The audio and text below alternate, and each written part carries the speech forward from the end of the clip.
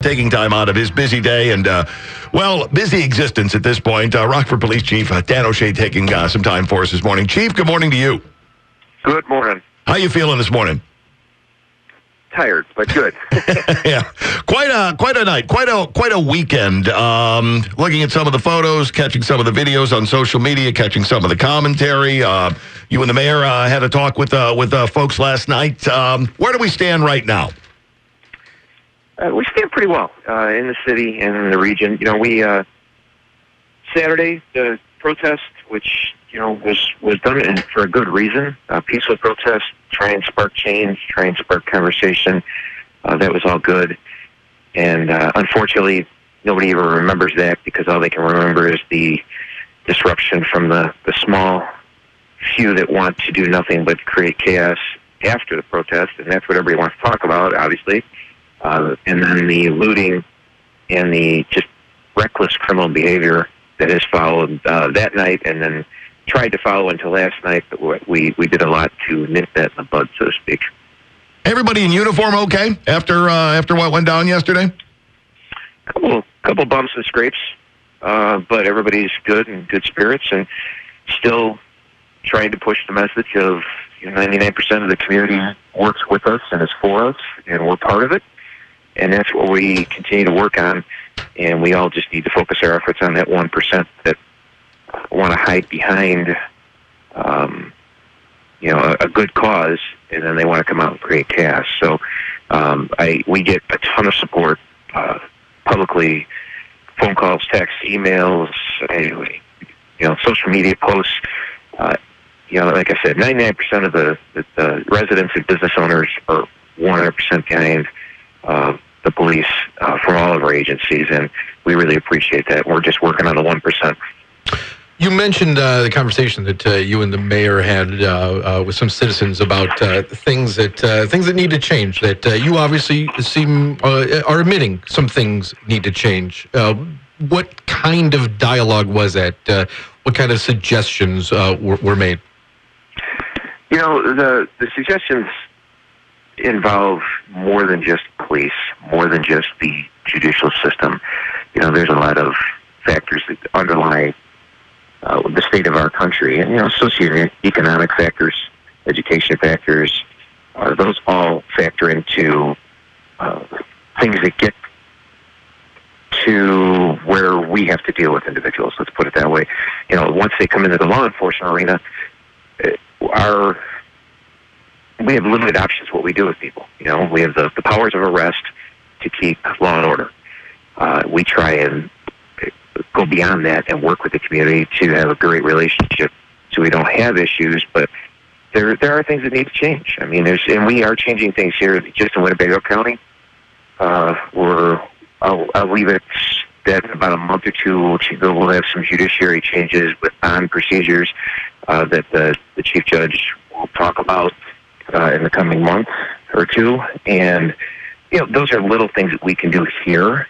But I think a lot of the stuff that's going on across the country, a lot of times in major cities, because it's a lot more difficult to change in major cities, I think we do a lot of the change things that they want here already, which is to give people a voice and let them try and work with us instead of against us. We don't do a lot of arrests here for ticky-tacky things or minor things. We don't. That's not how Rockford Police operate, or the county or the state around here. We don't do that. So those kind of things a lot of times aggravate people more than help the situation. So we try and stay away from that. But the change in general, there's a lot of societal changes that are being asked for across the country, and beyond my control, your control, anybody else's control. And as like 100 Strong mentioned in the press conference the other day, and we all talked about, people need to step up and change things at the top with voting. Rhonda Greer Robinson said people need to be involved with the NAACP. They need to be involved in organizations that can bring change on, but they bring it on peacefully. So people just need to step up, quit complaining, and sign their name on the dotted line, so to speak, and either become political leaders or, jump into the foray of being the police or, judges or whatever, and then they can institute change that way themselves. If you're just joining us, we're spending some time with Rockford Police Chief Dan O'Shea, and that's the other thing to consider here, because there's no philosophical disagreement between you and the people protesting what happened in Minnesota. What happened in Minnesota was as wrong could be, and you're not disagreeing with that, are you? Absolutely not. At the time, he was a police officer. What that officer did at that time is 100% he should be charged with murder. I mean, that's not taught anywhere. That's not a defensive tactic. That's not a restraint tactic. I've never seen that taught in 31 years. And to have someone on someone's neck who obviously is, saying they can't breathe, there is no justification for that. There is no reason for that. There is no training for that. That is a crime. That was a crime, and he's been charged with the crime. We all agree with that. I've never seen one police officer or met one police officer or talked to any chiefs or anybody who would say anything other than that was a criminal act.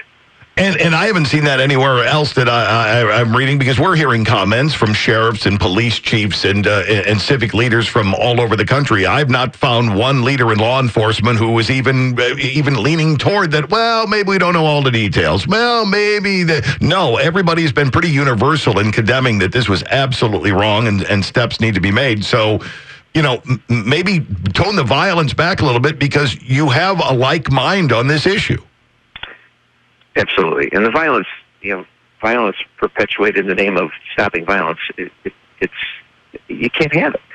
So the people, and most of the time, and I say this, I always say this, we never want to judge based on a quick video. There's video snippets all the time where people send stuff and say, oh my gosh, what happened? But there's 20 things that happened prior to that little 10-second video. And the reason I think everyone's speaking out so clearly on this video is this video is ongoing and ongoing and ongoing. There is no question what happened in Minnesota. You don't need a second angle for what was going on. So I think that's why everybody has openly stated, that it was a crime. It's a criminal act. There's no place for it, and he'll have to answer for that. I'm sure you've stayed off social media the last couple of days. You've been busy doing other things, but lots. There's two types of videos coming out from the protests. There's ones where the protesters and the police officers involved have some really nice moments.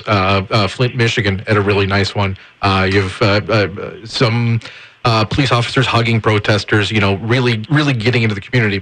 We've also seen some videos of police not acting well out there, abusing a little bit of power. It's kind of obvious in some of these videos. What kind of discussions have you had with your guys about making sure, we stay out of the latter video and maybe foster some of that goodwill between you guys and the community?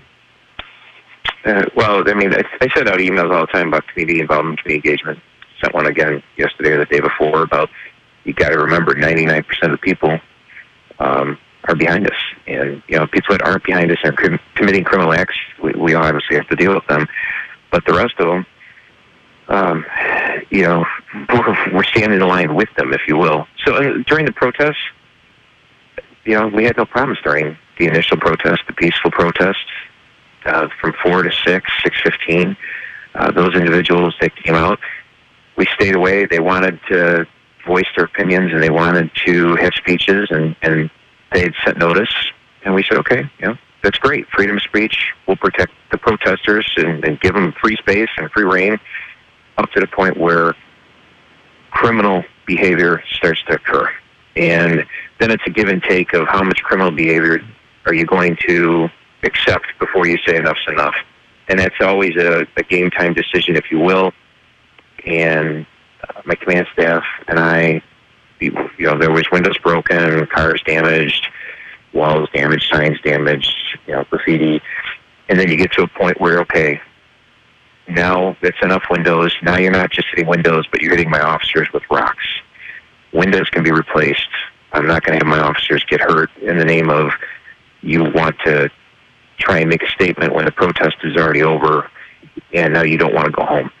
And we're not going to allow that kind of criminal behavior to occur. And then you take it the next step beyond those, and then we start arresting people. Then you have people who want to resist arrest. You have people that want to throw more rocks. And then after all that, then you've got people that want to go out and just drive around the city in large groups and smash windows and run in and steal all the business properties. And that's not going to happen. We can't allow that kind of behavior. That is not civil behavior in the United States.